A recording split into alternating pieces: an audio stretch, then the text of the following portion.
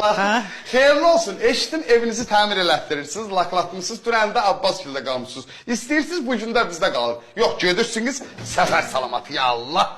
Oğul, sənin bu sözün elə dünyaya dəyər. Halal olsun sənə. Ay. Amma yox, gedirəm. Ya elə deyil, ay gezsən. Qapını açıq görən kimi gedir. Elə deyil, sən şakalar. Dünən Abbas gildə qalmışsınız, mən də gezinəyəm.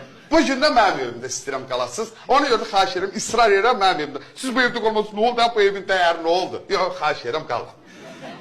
Bir dəfə səndən yaxşı deyil, bir dəfə dilucu demədin ki, Oy. ay ana qal, bu gün də qal. Oğul, mən görürəm ki, sən mənə qızımdan da canı yanansan. Hay. Sənə qurban olar qaynanan. Yox, amma gedirəm. Yox, elə deyil, qarşınızda düz şeyirəm sən şakalar. Xahiş edirəm. Əgər sən nə qədər sinyanıza hörmətin varsa, getməyin bu gecə. Siz getsəz, benzin tökməyə yandıracağım. Nətayət benzini gətir, ne bileyim ama bu taşlı var qaynam. Nəfəs gəlməyəndən sonra yalvarırım, qavanda düz şeyirəm. Ay Allah, axır ki, kimdənsə yardım et. Balı başıma dönmüşəm, balı başıma dönmüşəm. Qalırsan. Ay Allah, buna qurban Ay, olmaz. hoşuma yarım eləyəndə. Yaxşı, qalıram. Qalın, gedin, Qalıram. Çok hürmetli oldum ben. Dil uçu dedim kaldı.